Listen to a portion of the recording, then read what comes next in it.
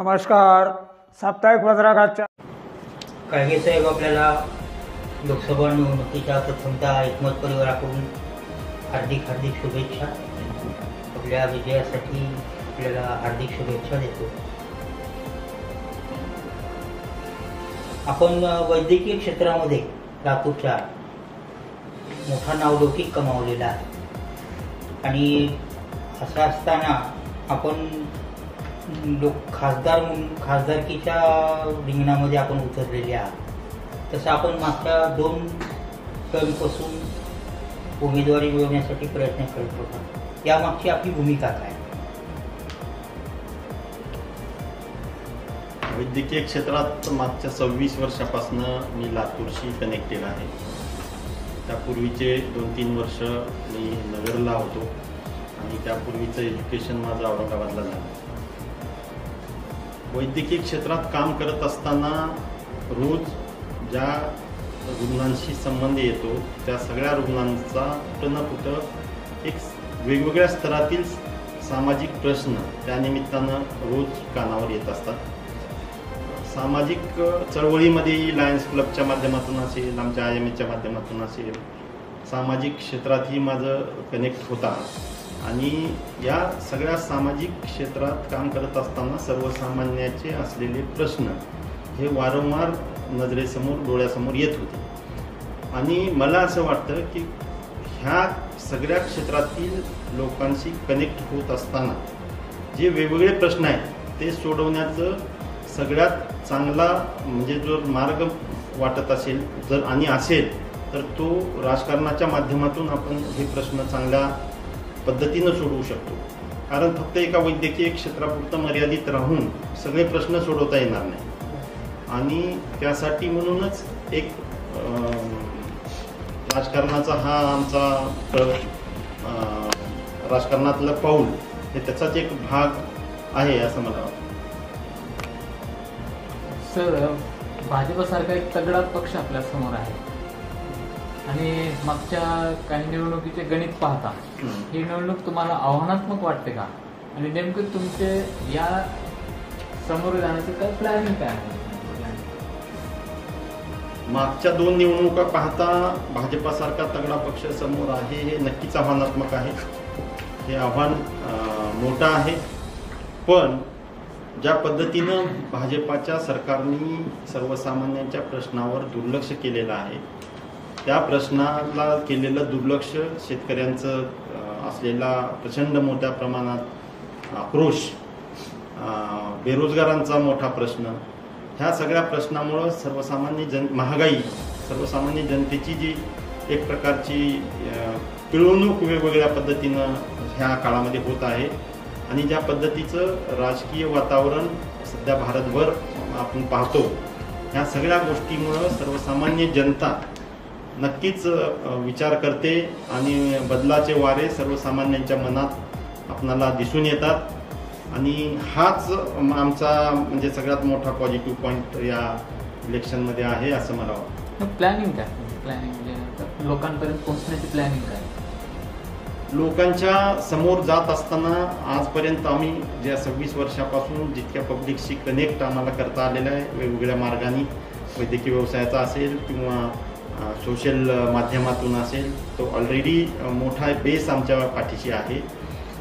दुसरं महत्त्वाचं म्हणजे ज्या ग्रामीण भागातून माझं जन्म झाला, माझं शिक्षण झालं, त्या ग्रामीण भागाशी माझा असलेला कनेक्ट हा माझी सगळ्यात मोठा म्हणजे शक्तीस्थळ आहे म्हणायला हरकत नाही. सर्वसामान्य नागरिकाशी रोज जो संपर्क माझा येतो तो सर्वसामान्य माणूस माझ्या पाठीशी त्या निमित्तानं उभा राहील. आपला माणूस ही जी एक संकल्पना सर्वसामान्यामध्ये माझ्याविषयी आहे ती नक्कीच माझं सगळ्यात मोठं म्हणजे शक्तीस्थान असावं असं मला वाटतं. प्रत्येक पक्ष आपलं एक विजन मांडतो की 10 वर्षाचं असेल, 5 वर्षाचं असेल किंवा पुढच्या काळातलं. बरेच आता म्हणजे भाजप पण वेगवेगळे आश्वासनं देतं किंवा सांगते की आम्ही 10 वर्षात काय करणार आहे, 5 वर्षात काय करणार आहे. असं तुमचं समोरचं 5 वर्षाच्या काळाचं विजन काय आहे? पुढल्या 5 वर्षामध्ये आदरणीय राहुल गांधीजी आणि त्यांच्या टीमनी जे मुद्दे सर्वसामान्याचे सोडवण्याच्या दृष्टीने जो मॅनिफेस्टो तयार केलेला आहे त्या मॅनिफेस्टोनुसार आपणाला शेतकऱ्यांसाठी काम करायचं आहे. शेतकऱ्यांच्या बऱ्याच मुद्द्यावर आदरणीय राहुल गांधीजींनी प्रकाश टाकला आहे. जे सगळ्यात कळीचे मुद्दे आहेत त्याच्यामध्ये हमी भावाचा मुद्दा आहे, शेतकऱ्यांच्या कर्ज माफीबद्दलचा आयोग निर्मितीचा म्हणजे विषय आहे, शेतकऱ्यांना जे विमा दिला जातो त्याच्यासाठी एक वेगळं स्वतंत्र यंत्रणा उभी करण्याची हमी काँग्रेस पक्षाने मॅनिफेस्टोमध्ये दिलेली आहे. आणि हे मुद्द्याबरोबरच बेरोजगारांचे प्रश्न आहेत, महिलांचे प्रश्न आहेत, महिलांच्या सक्षमीकरणाचा प्रश्न आहे, महिलांच्या आर्थिक उन्नतीचा सपोर्टचा प्रश्न आहे. ह्या सगळ्या प्रश्नावर एक प्रकारचं वचननामा म्हणजे काँग्रेस पार्टीनं डिक्लेअर केलेला आहे आणि त्या सगळ्या म्हणजे वचननाम्याला समोर घेऊन आम्ही त्यासाठी काम करण्याची हमी देऊन आम्ही मतदारासमोर जात आहोत. त्याला सोडूनच काही लातूरचे पण प्रश्न आहेत, म्हणजे की पाण्याचा असेल, असे बरेच आहेत, ते उद्योग आहेत, लघुउद्योग आहेत किंवा उद्योग प्रक्रिया आहे एखाद्या शेती उत्पन्नावर, त्याच्यावर आधारित म्हणजे लातूरसाठी नेमकं काय देतं? लातूरच्या सगळ्यात महत्त्वाच्या प्रश्नापैकी लातूरचा पाणी प्रश्न हा आजपर्यंत वर्षानुवर्ष गाजत आलेला आहे आणि मला असं वाटतं की लातूरच्या औद्योगिकीकरणाला बसलेली खीळ ही कदाचित पाणी प्रश्न हा कळीचा मुद्दा असू शकतो.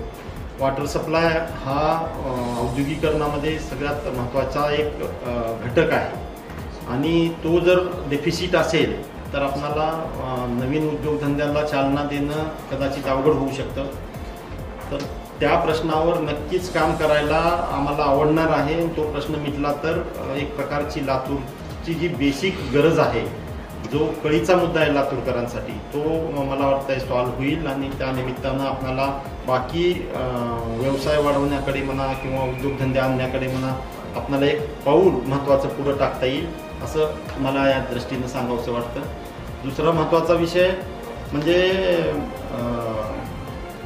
दुसरा जो महत्त्वाचा विषय सध्या आहे तो देशभरामध्ये राजकीय परिस्थिती जी आहे त्या परिस्थितीमुळं ज्या पद्धतीचं राजकारण सध्या महाराष्ट्रात आणि देशामध्ये चालू आहे त्या पद्धतीचं राजकारण या जनतेनं आता स्वीकारलेलं नाही मनातून नक्कीच.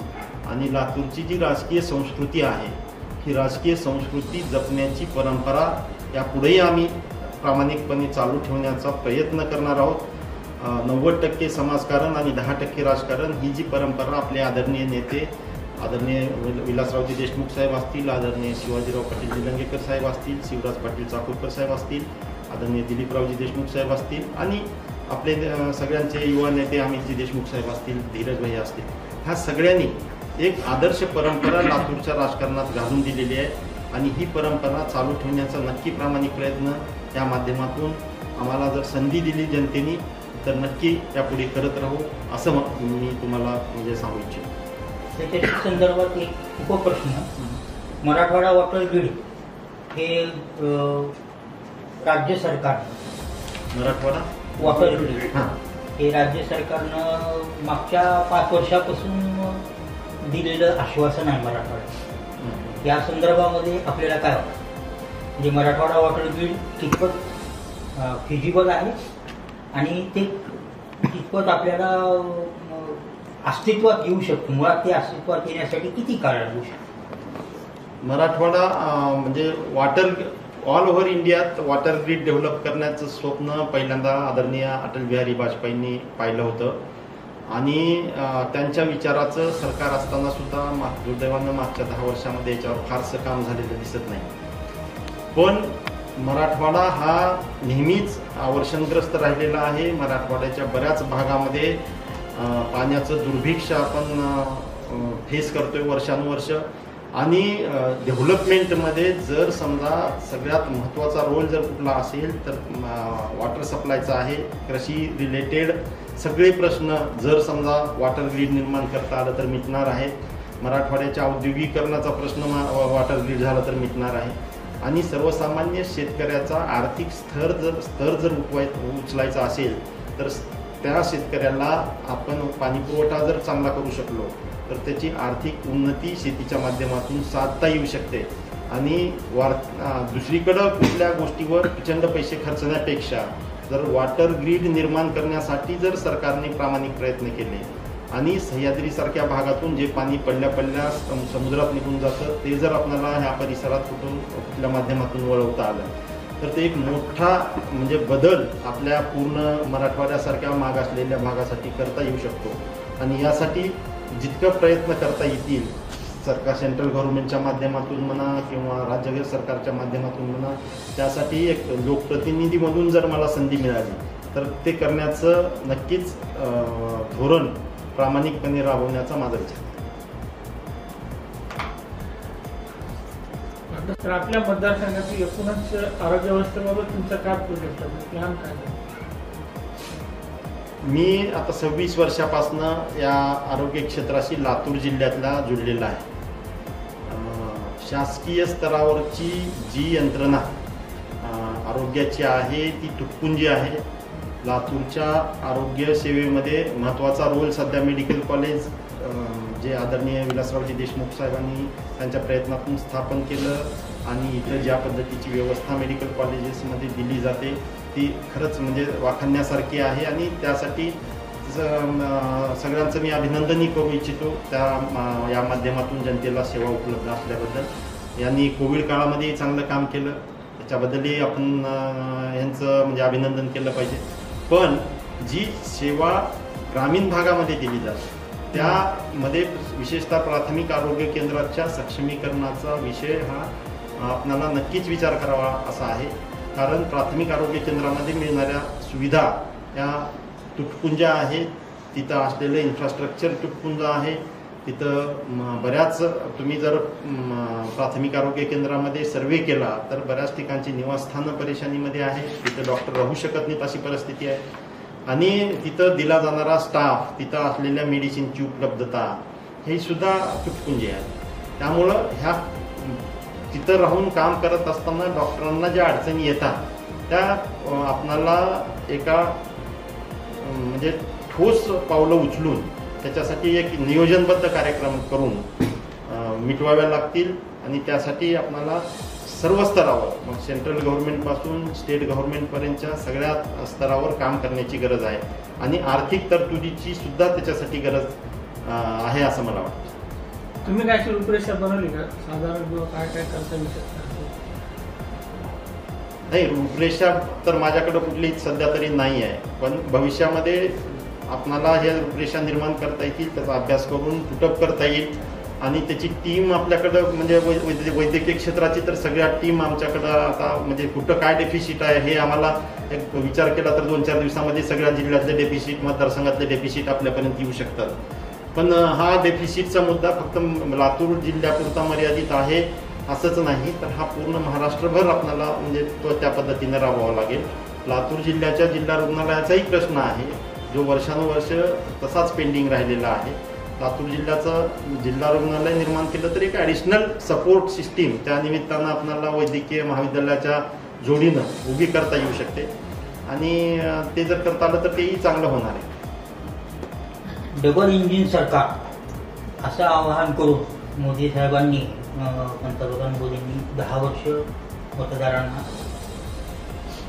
मतं मागितली. त्यांनी असं आवाहन केलेलं की वर आणि खाली आम्ही असू तर तुमचा विकास वेगाने होतो. सुदैवानं लातूर मतदारसंघामध्ये मागच्या दोन्ही टर्मला म्हणजे ते जेव्हा पंतप्रधान झालेले आहेत तेव्हा दोन्ही टर्मला भाजपचाच खासदार त्यांच्या कामगिरीचं विश्लेषण आपण कसं करा आणि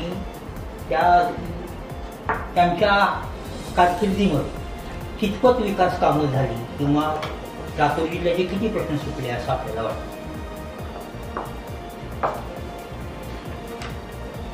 लातूरच्या जनतेने आदरणीय मोदी साहेबांच्या आव्हानाला साथ देऊन मागच्या 2 टर्ममध्ये लातूरमधून भाजपचा खासदार निवडून दिलेला आहे आणि प्रचंड मताधिक्यानं तो निवडून दिलेला आहे. म्हणजे लातूरची जनता आशीर्वाद देताना कुठल्याही परिस्थितीत कमी करत नाही आहे असं एक मला त्या निमित्तानं सांगावं वाटतं. पण हे आशीर्वाद घेतल्यानंतर ज्या पद्धतीनं लोकप्रतिनिधींनी लोकांच्या प्रश्नासाठी लढायला पाहिजे होतं, ज्या पद्धतीने लोकांच्या प्रश्नासाठी लोकांशी कनेक्टेड राहायला पाहिजे होतं, तो कनेक्ट मला असं वाटतंय की मागच्या 10 वर्षामध्ये झालेला नाही. आणि सर्वसामान्यांच्या प्रश्नासाठी लोकप्रतिनिधींनी नेहमीच दुर्लक्ष केलेलं आहे, असं माझं आरोप आहे म्हणायला हरकत नाही, किंवा माझं मत आहे म्हणायला. तर हा जो डेफिसिट आहे हा नक्कीच जनतेने जर आशीर्वाद दिले तर ह्या पुढच्या काळामध्ये आम्ही नक्की भरून काढू आणि सर्वसामान्यांशी कनेक्टेड राहूनच त्यांचे प्रश्न सोडवण्यासाठी प्रामाणिक प्रयत्न. सर, एक थोडासा कळीचा मुद्दा असा आहे की लातूर मतदारसंघात तुमची उमेदवारी जाहीर झाल्यापासून एक सकारात्मक वातावरण आहे, परंतु राखीव जागेवर नेहमीच दावा करणारे SCचे जे लोक आहेत त्यांच्या नाराजीचा फटका तुम्हाला बसेल का, किंवा असं म्हणलं जातं की अनैसर्गिक काहीतरी तडजोड झाली वगैरे, असं काय वाटतं तुम्हाला? या निमित्तानं मला आपणाला सांगावं वाटतं की आदरणीय विश्वरत्न बाबासाहेब आंबेडकरांनी फक्त सर्वसामान्याला माहीत असलेल्या 2-3 जातीच त्या कॅटेगरीमध्ये घातलेल्या नाहीत, तर त्याची एक मोठी यादी आदरणीय बाबासाहेब आंबेडकरांनी या SC कॅटेगरीमध्ये दिलेली आहे. आणि त्यांचा एक संविधानाच्या माध्यमातून प्रामाणिक प्रयत्न आदरणीय बाबासाहेब आंबेडकरांनी एवढ्यासाठीच ह्या राखीव जागेचं नियोजन केलंय की समाजातल्या खालच्या स्तरातल्या सगळ्या लोकांना तिथं प्रतिनिधित्व मिळावं लोकसभेमध्ये, आणि ते प्रतिनिधित्व देण्याच्या दृष्टीनं त्या कॅटेगरीनुसार ज्या जागा राखीव ठेवण्यात आल्या त्या कॅटेगरीमधल्या फक्त एका दुसऱ्या जातीलाच नेहमी प्रतिनिधित्व मिळावं असं नाही, तर आदरणीय बाबासाहेबांच्या विचाराला अनुसरूनच माझी उमेदवारी काँग्रेस पक्षानं दिलेली आहे असं माझं मत आहे. आणि काँग्रेस पक्ष हा नेहमीच सर्वसामान्य जनतेच्या विचाराशी बांधील आहे, त्याच्या सगळ्यांना इन्व्हॉल्वमेंट जातीभेद नष्ट करण्यासाठी बांधील आहे. आणि काँग्रेस पक्षांनी त्या माध्यमातूनच देश पातळीवर वेगवेगळ्या जातीतल्या लोकांना प्रतिनिधित्व कसं देता येईल याचा प्रामाणिक प्रयत्न आजपर्यंत केलेला आहे आणि माझ्या माध्यमातून तो ह्याही वेळेस केलेला आहे. लातूर लोकसभा मतदारसंघाचं आत्ताचं सध्याचं राजकीय चित्र जर बघितलं तर 2 आमदार काँग्रेसचे, 2 आमदार भाजपचे आणि 2 आमदार राष्ट्रवादीचे. आता महायुतीमध्ये राष्ट्रवादी सहभागी झालेले असल्यामुळे त्यांचे 4 आमदार, तुमचे 2 आमदार, आणि लोहा कंधार भाजपचाच असल्यामुळे आपल्याशी शेतकरी कामगार.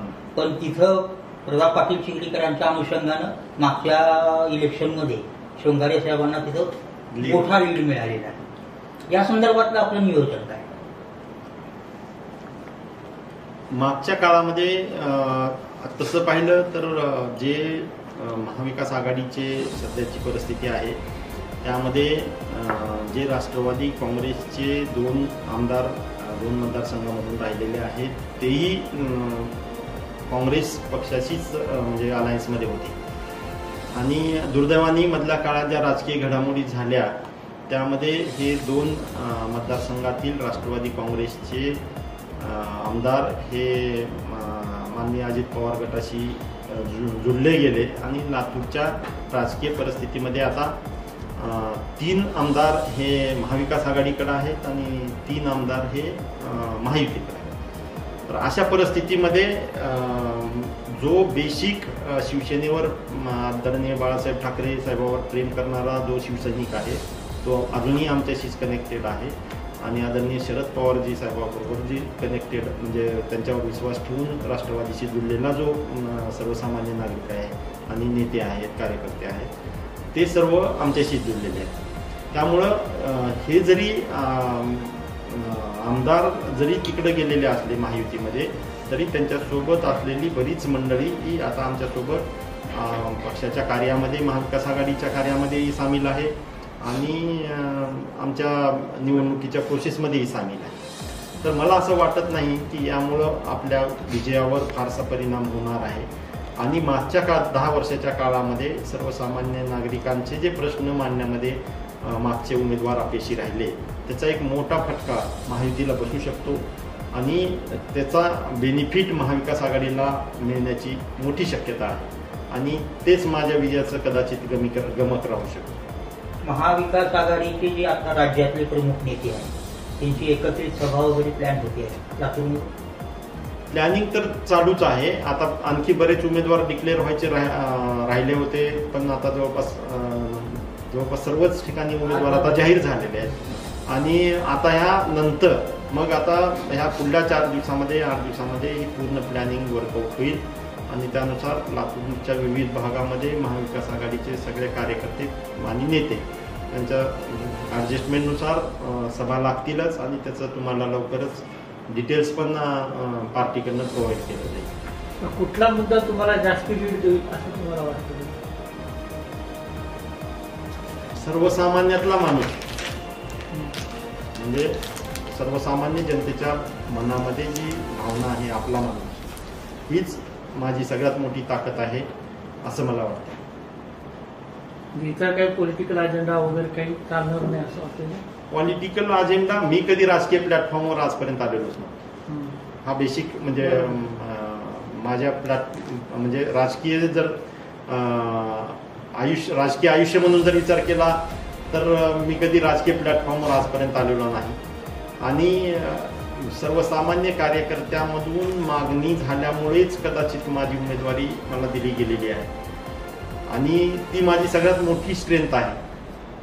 प्रत्येक सर्वसामान्य कार्यकर्ता, पदाधिकारी, बूथ प्रमुख यांच्याशी चर्चा केल्यानंतरच आदरणीय अमितजी देशमुख साहेबांनी आणि आदरणीय दिलीपरावजी देशमुख असतील, आदरणीय शिवराज पाटील साकोकर असतील, ह्या सगळ्या नेते मंडळींनी कदाचित माझ्या नावाची शिफारस ही वरिष्ठांना केली असावी.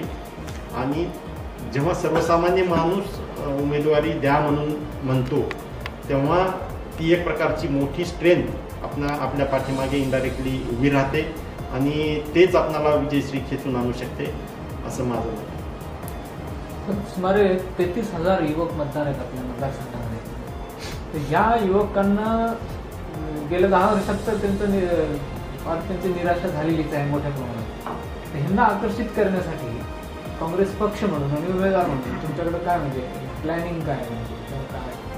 काँग्रेस पार्टीने मॅनिफेस्टोमध्ये एक डिक्लेरेशन दिलेलं आहे की या युवकांना 18 ते 25 वर्ष वयोगटातल्या युवकांसाठी 1 वर्षाच्या नोकरीची हमी काँग्रेसच्या मॅनिफेस्टोमध्ये दिलेली आहे. त्याचा बेनिफिट विद्यार्थ्यांना असा होणार आहे की 1 वर्षाचा अनुभवाचा त्यांना सर्टिफिकेट मिळू शकतं. 1 वर्षाच्या सुरुवातीच्या फेजमध्ये जेव्हा नोकरी कुठं मिळत नसते, कामधंदा कुठं मिळत नसतो, तेव्हा 1 वर्षाची नोकरी, कामधंदा मिळण्याची गॅरंटी त्याच्यामध्ये असल्यामुळं आणि त्यांच्या उदरनिर्वाहासाठी, त्यांच्या प्रिपरेशनसाठी 1 लाख रुपये त्या पिरियडमध्ये मानधन म्हणून दिले जाणार असल्यामुळं त्या विद्यार्थ्यांना एक प्रकारचा बेस म्हणजे पुढल्या पाऊल टाकण्यासाठी या माध्यमातून मिळणार आहे. ती विद्यार्थ्यांसाठी एक नव्या मतदारांसाठी एक चांगली संधी आहे असं मला वाटतं. आणि दुसऱ्या महत्त्वाचे म्हणजे मागासवर्गीय गटातील विद्यार्थ्यांसाठीचे जे प्रश्न आहेत सध्याच्या सरकारनं जे दुर्लक्षित केलेले आहेत टोटली, वर्ष 6-6 महिने शिष्यवृत्ती मिळत नाही, म्हणजे एज्युकेशनमध्ये ज्या बेनिफिट द्यायला पाहिजे, जेवढे पण बेनिफिट द्यायला पाहिजे ती मिळत नाही.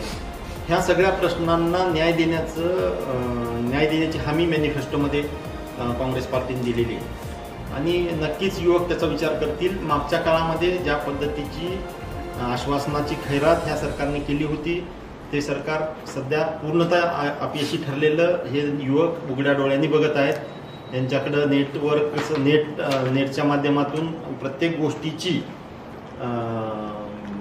नोंद ह्या नव्या पिढीकडे होत असते आणि त्याची दखल नक्कीच नवी पिढी घेईल असं मला वाटतं. त्याच अनुषंगाने एक उपप्रश्न, निवडणुकीच्या तोंडावर भाजपच्या राज्यातल्या नेत्यांनी किंवा राज्य भाजपने किंवा लातूरच्याही भाजपच्या नेत्यांनी बेरोजगार मेळावे होतो, महारोजगार मेळावे असं या नावाने, त्याबद्दल आपलं काय? तो टोटली राजकीय अजेंडा होता. यांचं फेल्युअर या सरकारला दिसत होतं. कुठं आपण डेफिसिटमध्ये आहोत याचा अभ्यास जेव्हा यांनी केला आहे तेव्हा नवयुवकांना आकर्षित करण्यासाठी जे मोठमोठे वादे यांनी केलेले होते तिथं आपण सपशेल अपयशी आहोत हे जेव्हा लक्षात आलं आहे तेव्हा अशा पद्धतीची केविलवाणी धडपड त्या सत्ताधाऱ्यांकडून केली गेलेली आहे आणि त्याच्यातून फारसं काही निष्पन्न झाल्याचंही आपल्याला दिसून आलं नाही. कंत्राटी बेसिसवर सगळ्या नोकऱ्या देण्याचं एक प्रकारचं अमान्य असलेलं धोरण सर्वसामान्य लोकांना या सरकारने अवलंबल्यामुळं मला वाटतं की ह्या केलेल्या रोजगार मेळाव्यांच्या आयोजनाला फारशी साथ जनतेकडून मिळेल किंवा त्याचा काही सपोर्ट त्यांना मिळेल असं वाटत नाही. लातूर शैक्षणिक क्षेत्रामध्ये फॅक्टरी आहे, बरोबर. डॉक्टर्स, इंजिनियर्स, IITians किंवा इतरही क्षेत्रामध्ये स्पर्धा परीक्षांमधून सुद्धा लातूरचे विद्यार्थी मोठ्या प्रमाणावर संकल्प, पण त्यांची बेरोजगारी हा मोठा प्रश्न आहे. ते स्वजिल्ह्यामध्ये लातूर जिल्ह्यामध्ये त्यांना रोजगार उपलब्ध, या संदर्भामध्ये आपली काय योजना असणार? मी जसं आता म्हणालो की इंडस्ट्रीयल डेव्हलपमेंट हा त्याच्यावरचा एक चांगला पर्याय आपल्याला भविष्यासाठी होऊ शकतो. इंडस्ट्रीयल डेव्हलपमेंटसाठी प्रयत्न करत असताना त्याच्याशी जुळलेले जे निगडीत प्रश्न आहेत त्याच्यामध्ये सगळ्यात महत्त्वाचा प्रश्न मी जसं आता म्हणालो की पाण्याचा प्रश्न आहे. दुसरा रेल्वे कनेक्टिव्हिटीचा प्रश्न आहे. रेल्वे कनेक्टिव्हिटी जोपर्यंत इम्प्रूव्ह होणार नाही तोपर्यंत इंडस्ट्रीयल ग्रोथ पण इम्प्रूव्ह होत नाही. ते एकमेकाशी जुळलेले विषय आहेत. कारण त्यांच्याशी माल पुरवठा असेल, त्यांच्या लोकांची आवक जावक असेल, त्यांचा तयार झालेला माल दुसरीकडे पाठवण्यासाठी लागणारी सुविधा असेल, मग एअर कार्गोच्या माध्यमातून आपण काही गोष्टी डेव्हलप करू शकतो जर विमानतळ चालू करता आलं. त्याच्यात दुसरं महत्त्वाचं आहे की कृषी रिलेटेड प्रोसेसिंग उद्योग जर काही निर्माण करता आले तर शेतकऱ्यांना एक प्रकारचा सपोर्ट आपल्याला त्या माध्यमातून देता येऊ शकतो. जसे की आता मी फिरत असताना वडवळ परिसरामध्ये प्रचंड टोमॅटोचं पीक होतं आणि हे पीक बघत असताना एक गोष्ट जाणवत होती की शेतकरी बरा भाव असला तर त्याला फायद्यात राहतो, जर लोअर साईडला असेल तर बरोबरीत सुटतो आणि अजून लो झाला तर रस्त्यावर फेकायची वेळ येते. म्हणजे ही जी प्रोसेस आहे ही प्रोसेस कुठंतरी खंडित झाली पाहिजे. त्याला योग्य दाम हा कुठल्याही काळामध्ये त्याला मिळत राहिला पाहिजे. त्याच्यासाठी प्रोसेसिंग युनिट जर आपल्याला काही डेव्हलप करता आले तर त्या माध्यमातून त्यांच्या शेतीमालाला प्रोसेसिंग करून वेगळ्या प्रकारे प्रिझर्व करून ते आपल्याला मार्केटमध्ये आणलं तर काही प्रमाणात फायद्यात ते राहू शकेल. आणि तशा पद्धतीची एक प्रयत्न आपल्याला जर करता आले तर त्याचा आनंदच मला नक्की होईल. असाच विषय आता उपप्रश्नाच्या संदर्भात आपण शेतीविषयी बोलत आहात किंवा प्रोसेसिंग विषयी बोलत आहात. सोयाबीन हब आहे लातूर, पण त्या अनुषंगानं लातूरमध्ये सोयाबीन शेतकरी जे पिकवतात त्यांना लोकल मार्केटमध्ये उठाव मिळावा अशी इंडस्ट्री इथं तोकडी आहे. ते जे काही तेल उद्योग आहेत ते तोकडे आहेत. या संदर्भामधलं आपलं धोरण काय असेल? सरांच्याच प्रश्नाला आपण भाजीपाला जे शीतगृह आहे हे ज्या काही गोष्टी आहेत सगळ्या नाही, ह्या अनुषंगाने आता कोल्ड स्टोरेज असेल बरोबर किंवा बाकीच्या सगळ्या गोष्टींच्या संदर्भामध्ये मोठ्या मोठ्या घोषणा केंद्र सरकारने केलेल्या आहेत. ऑलरेडी घोषणा केलेल्या काही योजना त्यांनी आणलेल्या आहेत. लातूर जिल्ह्यामध्ये हे काहीच दिसत नाही. तर ह्या अनुषंगानं आपलं काही ठोस धोरण आहे? आता कसं आहे, कुठलंही सरकार जेव्हा काम करत असतं तेव्हा योजना डिक्लेअर केल्यानंतर त्याचं इम्प्लिमेंटेशन करण्यासाठी शासकीय पातळीवर किती प्रयत्न केले जातात, अधिकाऱ्याकडून त्याला सपोर्ट सिस्टीम कशी दिली जाते सर्वसामान्य नागरिकाला किंवा त्याच्यात इन्व्हॉल्व्ह होऊ इच्छिणाऱ्या लोकांसाठी, ह्या गोष्टींना पण महत्त्व आहे. कारण बऱ्याचदा आपण बघतो की एखादी योजना सरकारच डिक्लेअर करतं आणि अधिकारी लेवलवर त्याला बरीच कात्री लावली जाते. मग अशा पद्धतीचं जर धोरण असेल तर त्याला विरोध लोकल स्तरावर पण झाला पाहिजे, राजकीय स्तरावर पण झाला पाहिजे आणि त्या माध्यमातून सर्वसामान्य जनतेपर्यंत ती योजना कशी पोहोचवता येईल आणि त्याच्यातनं इम्प्लिमेंटेशन कसं करून ह्या परिसराच्या डेव्हलपमेंटला आपल्याला उभारी देता येईल तो विषय महत्त्वाचा आहे. आणि दुसरं जसं तुम्ही म्हणालात की सोयाबीनच्या बाबतीमध्ये सोयाबीनचा प्रश्न फक्त एकट्या लातूरपुरता मर्यादित राहिलेला नाही. सोयाबीन हे भारताच्या बऱ्याच भागामध्ये आता पिकवलं चाललंय. पण ज्या पद्धतीचं खाद्यतेलाचं आयात निर्यातीचं धोरण सेंट्रल गव्हर्नमेंटच्या हातात आहे त्या आयात निर्यातीच्या धोरणामध्ये केलेली छोटीशी ट्विस्ट ही ह्या बाजारभावावर बराच परिणाम करत असते.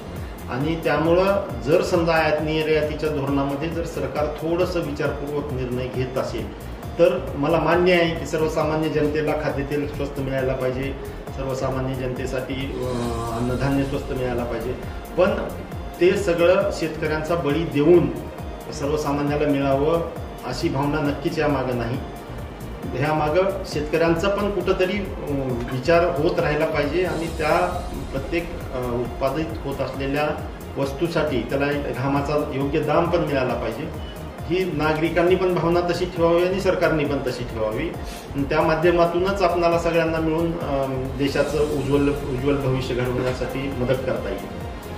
ज्या पद्धतीनं सोयाबीनचा प्रश्न तुम्ही म्हणालात त्या पद्धतीनं सोयाबीनचा इथंच नाही, लोकल मार्केटमध्ये त्याला प्रोसेसिंग युनिट तर होत आहे डेव्हलप बऱ्यापैकी. मला असं वाटतंय की कंपॅरिझन जर आपण पूर्ण महाराष्ट्रामध्ये जर अभ्यास केला तर सोयाबीनचं तेल प्रोडक्शन लातूरमध्ये हे सगळ्यात जास्त असावं इतर जिल्ह्याच्या मानाने. पण आता आणखी याच्यामध्ये इम्प्रूव्हमेंटच्या दृष्टीनं पण प्रयत्न इथं व्हायला पाहिजे, पण हाच प्रयत्न पूर्ण महाराष्ट्रभर पण व्हायला पाहिजे, कारण महाराष्ट्राच्या बऱ्याच भागामध्ये सोयाबीन आता घेतलं जातं आणि आपल्या कर्नाटकाच्या आंध्राच्या भागामध्ये पण आता बऱ्यापैकी त्याच्यामध्ये वाढ झालेली आहे. तर हे सगळीकडे झालं तरच शेतकऱ्यांना न्याय मिळणार आहे. रेल्वे कनेक्टिव्हिटी विषयी बोलणार आहे, पण आता जसं आपलं ग्रामीण रस्त्याचा एक पार्ट आहे, लातूर ते मुरमीचा रोड आहे, तर हे इश्यू जसे पेंडिंग आहे, तर त्याच्यावर तुमची काय भूमिका असेल? लातूर टेंभुर्णीचा विषय हा खूप वर्षानुवर्ष चर्चेत राहिलेला विषय आहे आणि तो आदरणीय गडकरी साहेबांनी मधल्या काळामध्ये मान्यता देऊन मिटवण्याचा प्रयत्नही केला होता. पण घोडं कुठं आलंय मला एक सर्वसामान्य माणूस म्हणून खरंच मलाही माहिती नाही. जेव्हा आपणाला या प्रोसेसमध्ये जावं लागेल तेव्हा मात्र ज्या अडचणी आहेत त्याचा नक्की अभ्यास करून त्यावर मार्ग कसा काढता येईल याचा विचार करावा. उद्या तुम्हाला तर जावंच लागणार, या प्रोसेसमध्ये यावंच लागणार. आधी मला निवडून दिलं पाहिजे ना जनतेने, नाहीतर माझे डोळे बघणार. आम्ही तुमच्यासोबत आहेच की. कायम दुष्काळी अशी आपली ओळख आहे आणि ह्या ज्या घोषणा आहेत, वॉटर ग्रीड असेल वगैरे वगैरे मोठ्या मोठ्या गोष्टी आहेत, पण लोकल पातळीवर लातूर जिल्ह्यामध्ये काही पॅटर्न जे आता बाकीच्या नगर जिल्ह्यामध्ये वगैरे राबवले आणि त्या पद्धतीनं दुष्काळाची एक सामना करण्याचा प्रयत्न झाला किंवा इकडे तिथलं पाणी त्या गावातलं पाणी तिथं अडवलं पाहिजे, भूजल पातळी वाढवली पाहिजे. या संदर्भामध्ये आता उमेदवार म्हणून तुमची काही एक ठोस धोरण आहे का की लोकांना समोर तुम्ही सांगणार? उमेदवार म्हणून बोलण्या अगोदर एक नागरिक म्हणून मला आदरणीय विलासरावजी देशमुख साहेबांचं अभिनंदन करावं वाटतं त्यांच्या विजनबद्दल, की त्यांनी मांजरा पट्ट्यामध्ये जे बॅरेजेस डेव्हलप केले महाराष्ट्रात पहिल्यांदा, बारमाही बॅरेजेस ज्याला आपण म्हणतो, आणि त्याच्याकडे बघत असताना जो मांजरा परिसर आहे तो आज जो सगळा हिरवा दिसतो त्याचं एक मोठं श्रेय आदरणीय कैलासवासी विलासरावजी देशमुख साहेबांना आपल्याला नक्की द्यावं लागेल. आणि त्याच गोष्टीशी रिलेटेड अनुषंगानं त्याच्याशी जर बोलायचं झालं तर भविष्यामध्ये लातूरच्या पाणी प्रश्नावर छोटे छोटे साठवण तलाव वगैरे कसे वाढवता येतील, छोट्या छोट्या नदी नाल्यावरती कसं पाणी साठवता येईल, त्या दृष्टीनं प्रामाणिकपणे काम करणं हे महत्त्वाचं आहे. कारण मी काल जळकोट तालुक्यामध्ये फिरत होतो. जळकोट तालुक्यामध्ये जेव्हा हे माळ हिप्परगाव वगैरे परिसरामध्ये बघितलं तेव्हा अक्षरशः तिथल्या शेतकऱ्यांची प्रचंड क्यू यावी अशी परिस्थिती तिथं आहे. कारण शेती काळीची जमीन तिथं नाही आहे, तिथं म्हणजे अशी भुरगाळ जमीन आहे आणि तिथं पाणी असेल तर काहीतरी त्या शेतकऱ्याला आशेचा किरण त्याच्या शेतीच्या माध्यमातून उत्पादनाचा मिळू शकतो. पण तिथं कुठलंही पाण्याचं नियोजन फारसं आढळून आलं नाही. तिथं पाऊस पडलेला तिथं जर साठवता आला आणि त्या माध्यमातून जर तिथल्या शेतीला जर 2 सीझन पुरतं जरी पाणी उपलब्ध करून देता आलं तर ते अशा पद्धतीनं आपण काही प्रमाणात यामध्ये इम्प्रूव्हमेंट करू शकतो. सर, आता 3 दिवसानंतर खरं रणांगण सुरू होणार आहे. एकीकडे विखारी प्रचार होणार आहे, पण त्यांनी काहीतरी असं वेगळ्या पद्धतीनं राष्ट्रवाद मांडला जाणार आहे, जे की खोटा राष्ट्रवाद समोर ठेवून लोकांची दिशाभूल केली जाणार आहे.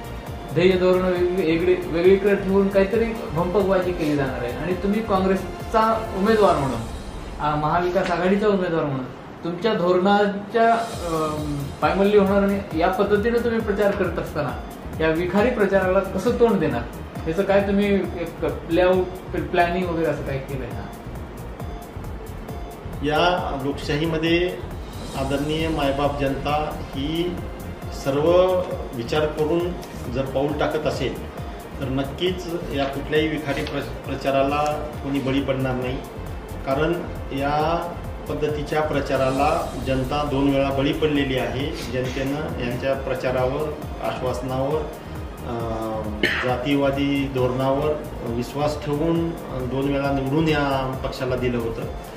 पण ज्या पद्धतीचं राजकारण, ज्या पद्धतीची हुकुमशाही प्रवृत्तीची मानसिकता, ज्या पद्धतीचं शासकीय यंत्रणाचा गैरवापर, ज्या पद्धतीची फोडाफोडीची खेळी मागच्या काळामध्ये झाली, या सगळ्या गोष्टीला सर्वसामान्य जनता आता कंटाळलेली आहे. आणि सर्वसामान्य जनतेला सर्वसामान्यांना घेऊन जाणारा, जातीभेद नष्ट करू इच्छिणारा आणि गोरगरिबासाठी काम करणारा काँग्रेस पक्षच तारू शकतो अशी भावना सर्वसामान्यांच्या मनात निर्माण झालेली आहे. आणि तीच आपणाला या मतदानाच्या वेळी आशीर्वाद देणारी जनता या पद्धतीचा विचार करून आम्हाला आशीर्वाद देईल असं एक भरोसा आम्हाला या माध्यमातून तुम्हाला सांगावा वाटतं. समजा ह्याच्यामध्ये ध्रुवीकरणाचा जर कडवा प्रयत्न झाला तर तुम्ही कसं तोंड देणार त्याला? ध्रुवीकरण म्हणजे जाती ध्रुवीकरण, धर्म असो किंवा पक्ष या कसं आहे, भारत हा नेहमीच जातीवादाच्या पाठीमागं कधी लागलेला नाही. भारतातली जनता ही आता विचारपूर्वक निर्णय ह्यावेळेस घेईल असं आमचं मत आहे. कारण जनतेलाही हे लक्षात आलं आहे की जातीवादाचं राजकारण करून आपण जिंकू शकणार नाही किंवा आपण भारत देशाला मोठं करू शकणार नाही. कारण आपसात लढत राहण्यात आणि आपसात हेवे दावे करण्यात कुणाचंच भलं नाही आहे.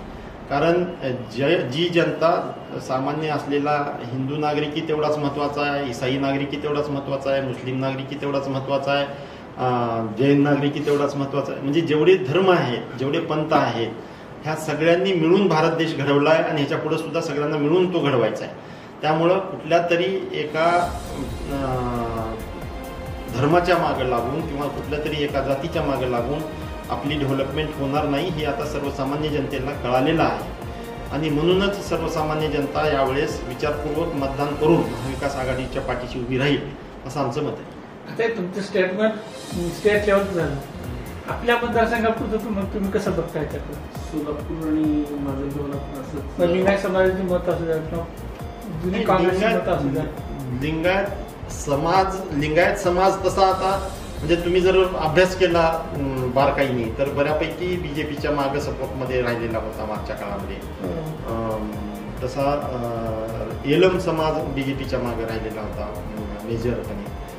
मराठा समाज हा दोन्हीकडं काही प्रमाणात राहिलेला होता. पण मागच्या काळामधल्या ज्या चुका मागच्या सरकारनं केल्या त्यामुळं ज्या उद्देशाने हे समाज सगळे एखाद्याच्या पक्षाच्या पाठीमागे राहिले होते ते आता ह्यावेळेस कितपत काम करेल याची मला शंका वाटते. कारण ज्या पद्धतीनं अपेक्षा ठेवून ही सगळे त्यांच्या मागे गेली होती कुठल्याही समाजाचं अपेक्षापूर्ती झालेली. पण त्यांनी एक तोकडा प्रयत्न केलेला आहे. तोकडा म्हणण्यापेक्षा त्यांच्या दृष्टीनं बघितलं तर तो ठोस प्रयत्न.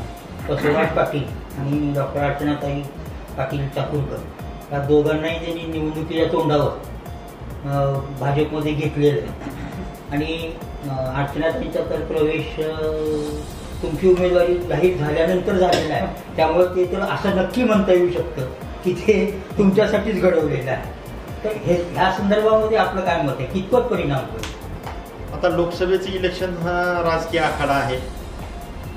प्रत्येक पक्ष आपापल्या पद्धतीनं त्याला म्हणजे कसं आपल्याला आपल्या पदरात जास्तीत जास्त वळवता येईल मतदान आणि मतदारांना कसं आपल्याकडे जास्तीत जास्त आकर्षित करता येईल याचा प्रामाणिक प्रयत्न करणार आहे. आणि ह्या प्रयत्नाचा भाग म्हणून जर कुणी अशी खेळी केली असेल तर त्या खेळीला म्हणजे सध्याच्या लोकसभेमध्ये मी एक उमेदवार म्हणून आणि माझ्या समोरचे जे इतर उमेदवार आहेत ते उमेदवार म्हणून जेव्हा समाज बघेल, सर्व स्तरातील लोक बघतील, तेव्हा लोक उमेदवार निवडून देणार आहेत. तेव्हा सगळ्या पक्षातले, सगळ्या जातीतले, सगळ्या धर्मातले लोक जेव्हा मतदान करणार आहेत, तेव्हा उमेदवार बघून मतदान करतील अशी मला अपेक्षा आहे. आणि लोकशाहीमध्ये तीच अपेक्षा, म्हणजे तीच खरी लोकशाही आहे. जातीवर बघून किंवा धर्मावर बघून मतदान होण्यापेक्षा मी प्रामाणिकपणे आवाहन करेन जनतेला सुद्धा की त्यांनी उमेदवार बघून मतदान करा. म्हणजे जातीसाठी म्हणून जर कुणी इकडून तिकडे गेला असेल किंवा जातीसाठी म्हणून जर कुण्या पक्षानं तसं केलेलं असेल तर तो त्यांचा प्रश्न आहे.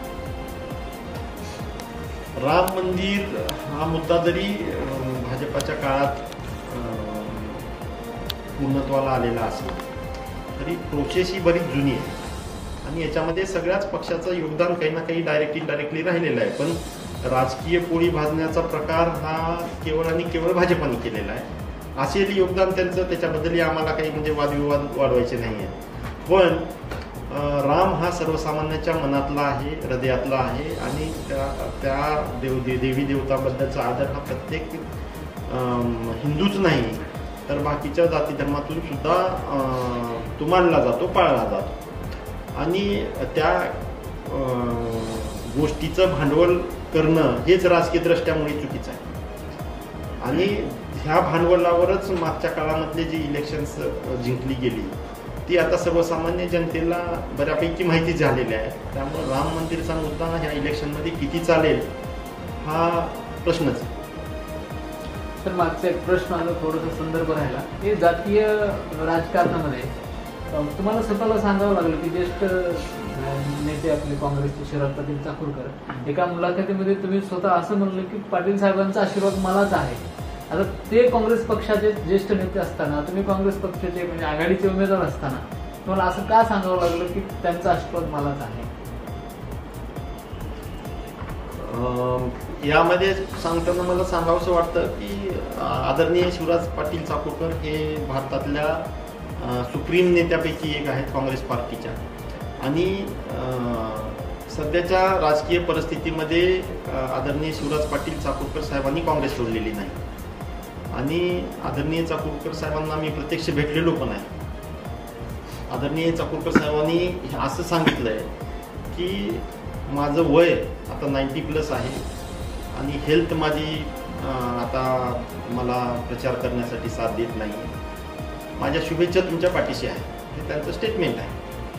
आता कसं असतं की मग प्रत्येक गोष्टीची राजकीय बाजू ही प्रत्येकजण वेगवेगळ्या पद्धतीनं मांडत असतं.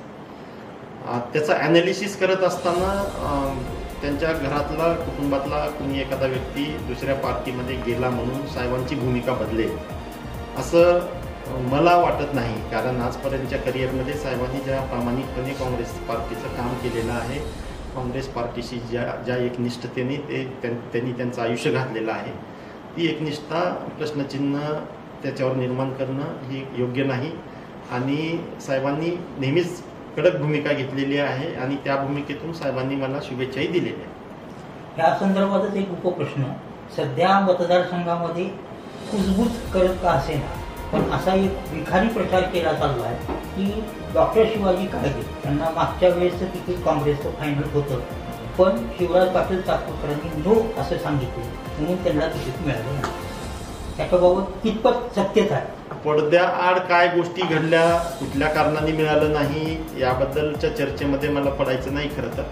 पण मला असं वाटतंय की काँग्रेस पार्टीनी पूर्ण नुसता फक्त लातूर पुरता मर्यादित विचार काँग्रेस पार्टी करत नाही.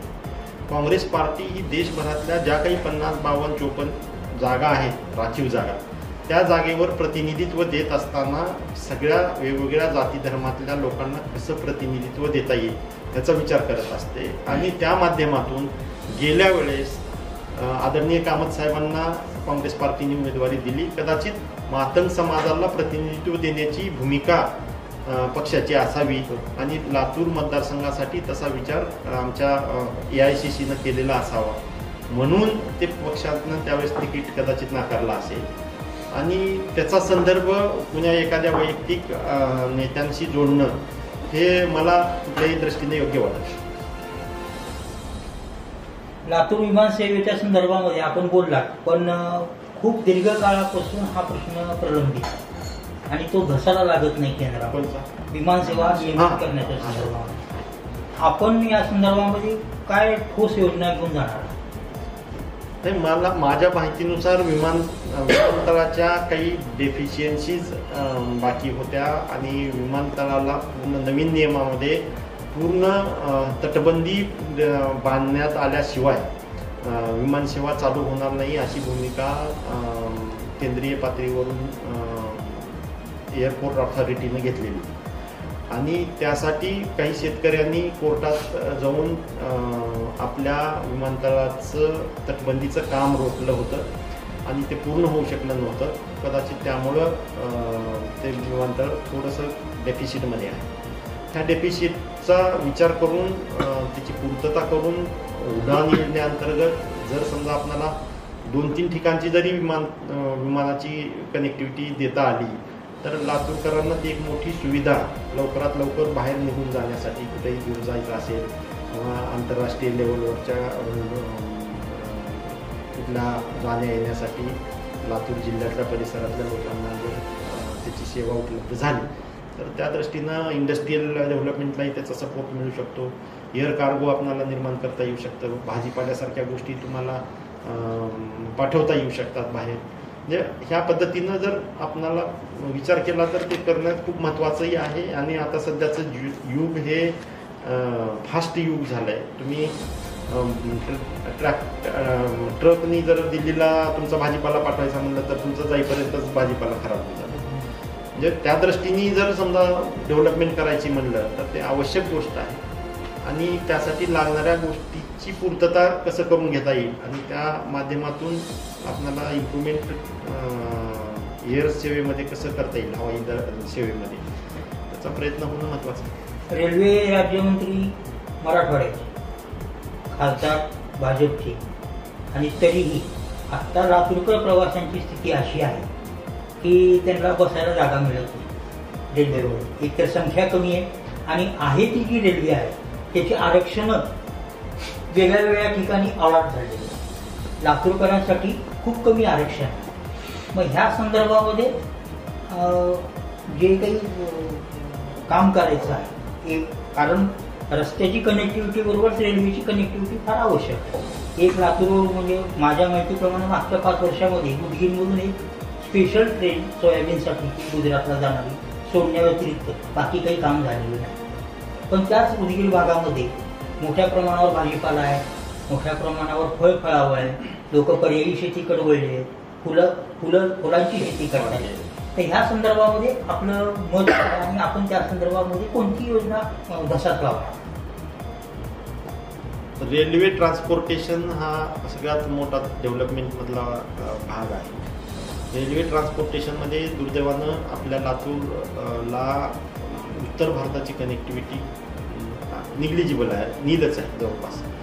आणि उत्तर भारताची कनेक्टिव्हिटी जर वाढली तर आपला संपर्क उत्तर भारतामध्ये जास्त प्रमाणात डेव्हलप होईल. उत्तर भारत दक्षिण भारतापेक्षा आपला एरिया उत्तर भारताकडे जास्त आहे तसं जर भौगोलिकदृष्ट्या बघितलं तर. आणि त्या दृष्टीनं जर उत्तर भारताशी आपण कनेक्ट झालो तर आपला माल दक्षिण भारताबरोबरच उत्तर भारतात पण जाण्याला मदत होईल आणि त्या माध्यमातून आपणाला ॲग्रिकल्चरल प्रॉडक्ट आपल्या भागातले इतर भागामध्ये जर लवकर पोहोचवता आले आणि कमी खर्चात पोहोचवता आले. रेल्वेचा तो एक मोठा बेनिफिट आहे की तुम्ही कमी खर्चात जाऊ शकता, कमी वेळेतही जाऊ शकता, कमी खर्चातही जाऊ शकता. तर त्या दृष्टीने ह्या डेव्हलपमेंटला खूप मोठं महत्त्व आहे. त्यासाठी प्रयत्न होणं गरजेचे आहे. पण दुर्दैवानं मधल्या काळामध्ये ते आपल्याकडले मराठवाड्यातले रेल्वे मंत्री असून सुद्धा ते फारसे झालेले दिसले नाही. एक वेगळा प्रश्न आहे की मेडिकल सोबतच IIT, IIM बाबत तुम्ही कसा विचार करता? आपल्या इथं ते पोटाच्या लेवलला तयारी करतात, मुलं जातात. नक्कीच म्हणजे चांगला मुद्दा आहे. भविष्यामध्ये लातूर हे महाराष्ट्राचं मागच्या काही काळापासून शैक्षणिक हब राहिलेलं आहे. लाखो विद्यार्थी इथं आज वेगवेगळ्या भागातून महाराष्ट्राच्या तयारीसाठी येतात आणि विशेषतः नीटच्या तयारीसाठी जास्त येतात. त्याच्यामध्ये IITच्या तयारीसाठी सुद्धा काही प्रमाणात एक मोठी संख्या आपल्याकडे येताना दिसते. केंद्रीय स्तरावरील ज्या या शैक्षणिक गोष्टी आहेत, ज्याच्यामध्ये IIT असेल, IIM असेल, एम्स असेल किंवा ह्या केंद्रीय विद्यापीठ असेल अजून कुठलं, तर ह्या सगळ्या गोष्टी लातूरला मिळायला पाहिजेत. लातूरकरांचा तो एक म्हणजे हक्क आहे म्हणायलाही हरकत नाही, कारण एवढे विद्यार्थी भारतभर आपल्याकडून जात असताना जर ती सुविधा आपल्याला इथं देता आली तर त्या विद्यार्थ्यांचा खर्चही वाचेल आणि विद्यार्थ्यांसाठी होणारी ससेहोलपट विद्यार्थ्यांची आपण रोखता येऊ शकेल. तर त्या दृष्टीनं आपण प्रयत्न नक्की करणार आहे त्या बाबतीमध्ये, आणि तो प्रयत्न कितपत यशस्वी होतो, कितपत आपल्याला यश मिळेल हे काळ ठरवेल. तर संभाजीनगरला असा प्रयत्न झाला होता IIM आणायचा, लॉचं कॉलेज एक आणायचं होतं, हे दोन्ही पळवले बाजू. तर आपल्या इथं असं जर काही चांगलं करता आलं नाही, जर समजा इंडिया आघाडीचं सरकार आलं तर नक्कीच आपणाला यामध्ये न्याय देण्यासाठी प्रयत्न करता येतील जास्त. पण जर समजा मला जनतेने लातूरच्या निवडून जरी दिलं आणि सरकारवर जर विरोधी पक्षाचं आलं, आपल्या विचाराचं आलं नाही, तर नक्कीच त्याच्यासाठी लढावं लागेल, झगडावं लागेल. प्रयत्न तर आपल्यापर्यंत सोडून चालणार नाही, प्रयत्न करत राहणं. आजचा समजा क्लेम आपण केला तर आज नाही सँक्शन झाला तर पुढल्या काळामध्ये भविष्यात कधी ना कधी त्या क्लेमला म्हणजे मान्यता मिळू शकते, आणि तसा प्रत्येक वेळी सगळं पॉझिटिव्हच होईल असाही विचार करून जमणार नाही. आपण प्रयत्न तर करणं महत्वाचं आहे. पण आपल्या भागात जी मुलांची स्ट्रेंथ आहे, कोणाची स्किल आहे, कोणाचे शैक्षणिक कौशल्य त्यांच्यात आहे, ते टॉपला येतं. बरोबर आहे. पण त्यांना जर ही बाहेर जाऊन तिथं शिकण्यापेक्षा, तिथलं ट्रेनिंग अडॉप्ट करण्यापेक्षा इथं लोकल लेवलला जर मिळालं नक्कीच ती एक अभिमानाची गोष्ट राहील आणि आनंदाची गोष्ट राहील. आणि एवढ्या विद्यार्थ्यांना जर आपल्याला न्याय देता आला त्या माध्यमातून तर ते नक्कीच मलाही आवडेल, आणि जर मला संधी मिळाली तर नक्की त्यासाठी मी प्रयत्न करणार. त्याच्याच अनुषंगाने एक प्रश्न, आता आपण अगदी अभिमानानं सांगतो आणि ते खरंही आहे की लातूर शैक्षणिक हब आहे, माहेरघर आहे, पण लातूर मधली सुद्धा किंवा राज्यातली सुद्धा एकत्र आपण थोडा मोठ्या परिप्रेक्ष्यामध्ये विचार केला तर सार्वजनिक शिक्षण संस्था, सार्वजनिक शिक्षण व्यवस्था जी आहे ती शिक्षण व्यवस्था वरचेवर मोडकळीला जाते. म्हणजे त्यांच्याकडे पैसा आहे, पैसा टाका आणि शिका हे धोरण आहे. मग गरिबांच्या मुलांनी शिकायचं की नाही शिकायचं, त्या संदर्भामध्ये कुठल्या तरी ठोस योजना असल्या पाहिजे. आणि या संदर्भामध्ये आपण काय योजना मागतात, आपण काय प्रयत्न करणार? सध्या सरकारमध्ये असलेली मंडळी या बऱ्याच गोष्टीकडं खाजगीकरणाकडं वळवण्याच्या दृष्टीनं विचार करताना आपल्याला दिसते, आणि शैक्षणिक धोरणामध्येही तशा पद्धतीचा अंतर्भाव त्यांच्या मानसिकतेमध्ये असल्याचं ऐकण्यात आलेलं आहे, वाचण्यात आलेलं आहे. पण मला असं वाटतं की आता मी स्वतः जिल्हा परिषदेच्या खेड्यातल्या शाळेतून शिकून आज डॉक्टर झालेला एक विद्यार्थी आहे, आणि ह्या माध्यमातून जर समजा खाजगीकरण आज झालं आणि त्या माध्यमातून जर यायची जर परिस्थिती राहिली असती तर कदाचित मी स्वतःसुद्धा डॉक्टर झालो नसतो. म्हणजे ही जी परिस्थिती आहे की छोट्या समाजातल्या छोट्या व्यक्तीला शिक्षणाचा अधिकार आहे, आणि गरीबात गरीब, श्रीमंतात श्रीमंत, कुणी जरी कसाही असला तर त्याला शिक्षण हे योग्य पद्धतीनं मिळालं पाहिजे. त्याला त्याच्या अधिकाराचं शिक्षण मिळण्यासाठी खाजगीकरण हा सगळ्यात म्हणजे वाईट गोष्ट ठरेल समाजासाठी असं मला वाटतं. शिक्षणाचं खाजगीकरण हे ऑलरेडी सुरुवात झालेली आहे इनडायरेक्टली, पण भविष्य काळामध्ये आता जर तुम्ही असा विचार केला तर म्हणजे एक डॉक्टर प्रायव्हेट कॉलेजेसमधून निर्माण होण्यासाठी करोडोचा खर्च आहे. म्हणजे किती नागरिक हा खर्च करून स्वतःच्या मुलाला कॅपॅसिटी असताना सुद्धा डॉक्टर करू शकतील, हा एक विचार करायला लावणारा मुद्दा आहे. आणि कुठलंही शिक्षण जर समजा सरकारकडून जर योग्य किमतीमध्ये किंवा योग्य मार्गाने मिळालं, मेरिट बेसिसवर मिळालं, तर ते जास्त चांगलं देशाचं निर्माण भविष्याच्या दृष्टीनं करू शकेल असंच मला वाटतं. लातूरचे विद्यमान खासदार आपल्या प्रचारामध्ये सगळ्यात मोठा अचिव्हमेंट त्यांची जी सांगतात किंवा प्रचाराचा मुद्दा जे बनवत आहे ते रेल्वे बोगी. त्या रेल्वे बोगीतून अद्याप कोच बाहेर पडलेला नाही आणि त्या रेल्वे बोगीमध्ये लातूरमध्ये कुणी नोकरी लागल्याचं ऐकू आलं. या संदर्भामध्ये आपण काय सांग, त्याला आपण उत्तर दिलं पाहिजे. रेल्वे बोगीच्या कारखान्यासाठी सध्याच्या सरकारने लातूरचा विचार केला, याच्याबद्दल सरकारचं अभिनंदनच करतो.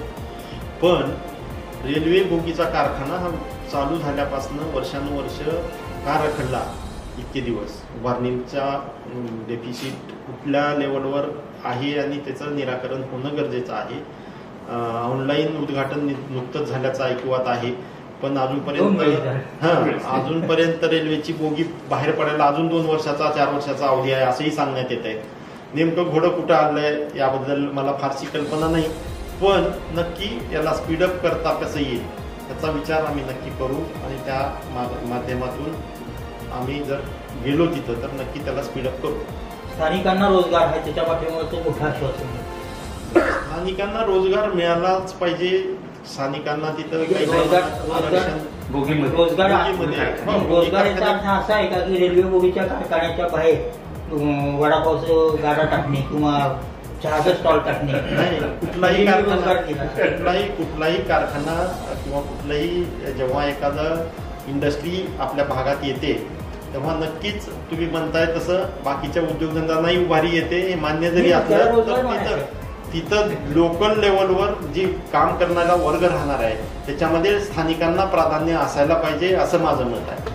आणि कारण स्थानिकांनीच सगळं डेव्हलपमेंटला सपोर्ट केलेला असतो, स्थानिकांनी जमिनी दिलेल्या असतात, स्थानिकांनी म्हणजे त्याच्यासाठी प्रयत्न केलेले असतात. त्याच्यासाठी कुठंतरी एक वेगळा वेटेज स्थानिक लोकांना नोकरीमध्ये तिथं मिळालं पाहिजे आणि त्या दृष्टीनं प्रयत्न झाला पाहिजे असंच माझं मत. नाही, पण त्यांनी काय सांगितलं की बोगी कारखाना ज्यावेळी सुरू होणार होता किंवा तयारी चालू होती त्यावेळी त्यांनी सांगितलं की भाजपने की जवळपास 45,000 लोकांना रोजगार मिळेल तिथं. आणि रोजगार तर कुठेच मिळालेला नाही. नेमकं कारखाना कसा चालतोय आजपर्यंत त्यांनी फक्त उद्घाटन केली, सगळं ते चालू आहे, पण प्रत्यक्षात लोकांना इथं काय मिळालं ते जर बघितलं तर शून्य. हे जे रोजगाराचं खोटं आश्वासन दिलं जाते.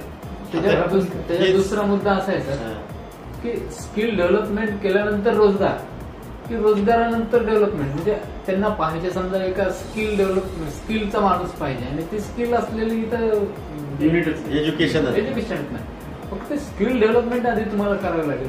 तर ते बेसिकली तुम्हाला त्या गोष्टी करणे गरजेचे असतात. त्याबद्दल काहीच बोलत नाही, फक्त रोजगार रोजगार म्हणजे का आता सर जसं म्हणले बरोबर अनस्किल्ड रोजगार काय करणार ते म्हणजे असं माझा मुद्दाच तो होता. आपण रोजगार देतो असं जेव्हा जाहीर करतो तेव्हा त्या कामासाठी आवश्यक असणाऱ्या जे कुशल मनुष्यबळ आहे ती उभारण्याची यंत्रणाच नाही किंवा त्या उभारण्याच्या संदर्भामध्ये कुठले प्रयत्न झालेले नाही. म्हणजे अगदी प्राथमिक प्रयत्न सुद्धा झालेले नाही. मग रोजगार कसा भेटेल? हे खरं आहे. त्यासाठी लागणारा जो स्किल्ड वर्ग आहे त्याच्यासाठी लागणारे समजा आता इलेक्ट्रिशियन्स असतील किंवा वेल्डिंगचे मटेरियल वेल्डिंग करणारी मंडळी असेल किंवा ऑटोमोबाईल सेक्टरमधली काही म्हणजे मंडळी तिथं लागणार आहे, तिथं फॅब्रिकेशनमधली मंडळी लागणार, बऱ्याच गोष्टी म्हणजे तिथं मध्ये डेव्हलपमेंटमध्ये प्रोसेसमध्ये लागणार आहे. तर त्या पद्धतीचं जर आपणाला स्किल अजून मोठ्या प्रमाणावर इथं एज्युकेशन बेसिसवर जर निर्माण करता आलं तर ते लोकल विद्यार्थ्यासाठी चांगलंही राहील आणि त्याला जर सुरुवात झाला कारखाना तर त्याला भविष्यात गरजही लागेल कारखान्याला. नाही, पण ते रोजगार मिळवून देणं ही काही जुमला म्हणायचं का त्याला? ते म्हणजे ही आता सध्याचं जे उद्घाटन झालं ते तर 100% राजकीय जुमलाच आहे, म्हणजे इलेक्शनचा फंड आहे. कारण आणखी 2 वर्ष हेच म्हणतात लोक अंतर्गत लेवलवर की 2 वर्ष लागू शकते बाहेर निघायला पहिली बोगी. म्हणजे 2 वर्ष अजून त्याचं काम चालणारच आहे असाच त्याचा अर्थ झाला. आता एक कळीचा प्रश्न, सगळ्याच महायुती असो की महाविकास आघाडी असो, जरी आघाडी झालेली असली आणि जरी महायुती झालेली असली तरी अंतर्गत हिताची खूप चालू हिशोब चुकते करणे असं ज्याला राजकीय भाषेमध्ये म्हणतात. लातूर जिल्ह्याची परिस्थिती काय, तुमचा सगळ्यांशी समन्वय झालाय का आणि सगळे एक दिलाने निवडणुकीत उतरले आहेत? या प्रश्नावर बोलताना मला सांगायला आनंद होतो की आता मी मागच्या जवळपास 21-22 तारखेपासून 15 दिवसापासून आता मी पूर्ण मतदारसंघामध्ये फिरत आहे आणि घटक पक्षाचे म्हणजे राष्ट्रवादी काँग्रेस, शरद पवार गट असेल, शिवसेना ठाकरे साहेबांचा गट असेल, उद्धव ठाकरे साहेबांचा, शेकाप असेल, आम आदमी पार्टी असेल, जनता दल असेल, ह्या सगळ्या पार्टीचे वेगवेगळे कोणते रिपाई आहे रिपाई आज मी ऐकलो भैयांकडून, मलाही म्हणजे त्याच्याबद्दल कल्पना नाही. काँग्रेस भवनला हां साहेब बोलले ना, तर मलाही त्याच्याबद्दल नेमकी कल्पना नाही आहे. तर ह्या सगळ्या पार्टीच्या वेगवेगळ्या पदाधिकाऱ्याबरोबर आम्ही फिरतोय सध्या, आणि सर्व पार्टीचे पदाधिकारी, मी उमेदवार काँग्रेस पक्षाचा जरी असलो तरी इतर महाविकास आघाडीतले घटक पक्षाचे सगळे पदाधिकारी नेते आज माझ्यासोबत फिरताना दिसतात. आणि सगळ्याच्या बाबतीमध्ये एक महत्त्वाची भूमिका सगळ्यांची एकच आहे की पहिलं लोकसभा मग विधानसभा, अशी एक भूमिका त्यांची आता ठामपणे मला दिसून येते. आणि हे एकीचं बळ नक्कीच आमची विजयश्री खेचून आणणार आहे यात शंका नाही. लातूर लोकसभा मतदारसंघातल्या जनतेला आपण काय आवाहन करणार आहात? आणि मी स्वतःचा उमेदवार म्हणून तुमचा काही वचननामा पार्टीचा आहे, पण माझ्या लोकसभा मतदारसंघाबद्दलचा एक जाहीरनामा असं काही आपण आणणार आहात? आपला माणूस म्हणून नाही, आता आपला माणूस याच्यामध्ये बेसिकली लातूरची जनता नेहमीच विचारपूर्वक मतदान करते. याचा अनुभव आपण वारंवार मागच्या काळातही घेतलेला आहे. तुम्हाला आठवत असेल, साहेब विलासरावजी देशमुख साहेब मुख्यमंत्री असताना सुद्धा जनतेने विरोधी पक्षातल्या जनार्दन वाघमारे सरांना लातूरमध्ये निवडून दिले. म्हणजे हे जर मागचे अनुभव लातूरच्या मतदारसंघात तुम्ही जर बघितले तर लातूरची जनता जेव्हा मतदान करते तेव्हा अटीतटीवर मतदान आल्यानंतर सुज्ञपणे विचार करून निर्णय घेऊन मतदान करत असतात. आणि या मतदानाच्या प्रोसेसमध्ये सुद्धा लातूर लोकसभेच्या 2024च्या येणाऱ्या इलेक्शनमध्ये सुद्धा जनता प्रामाणिकपणे जो एक उमेदवार त्यांच्या प्रश्नाला न्याय देऊ शकतो, जो उमेदवार त्यांच्या सुखादुखात त्यांच्यासोबत राहू शकतो, ज्या उमेदवाराला भेटणं त्यांच्यासाठी आपला रोजचा उमेदवार म्हणून भेटणं, मी आता 26 वर्षापासून रोज भेटतो नागरिकांना, तर ह्या पद्धतीनंच ह्याच्या पुढच्या काळात भेटण्याचं शब्द मी नागरिकांना या निमित्तानं देऊ इच्छितो. ज्या पद्धतीनं आजपर्यंत जनतेशी कनेक्टेड आहे तसाच या पुढच्याही काळात राहण्याचा शब्द मी देणार आहे. आणि आदरणीय अमितजी देशमुख साहेबांनी डिक्लेअर केल्याप्रमाणे प्रत्येक तालुक्याच्या प्लेसला महिन्यात कमीत कमी एक विजिट त्या लोकांचा लोकप्रतिनिधी म्हणून जर जनतेनं संधी दिली मला, तर त्या परिसरामध्ये जाऊन तिथले प्रश्न समजून घेऊन, अडीअडचणी समजून घेऊन त्यांच्या प्रश्नावर काम करण्याचं नियोजन अमित भैया देशमुख साहेबांनी सुद्धा डिक्लेअर केलेलं आहे. आणि त्याचं पालन मी नक्की करणार.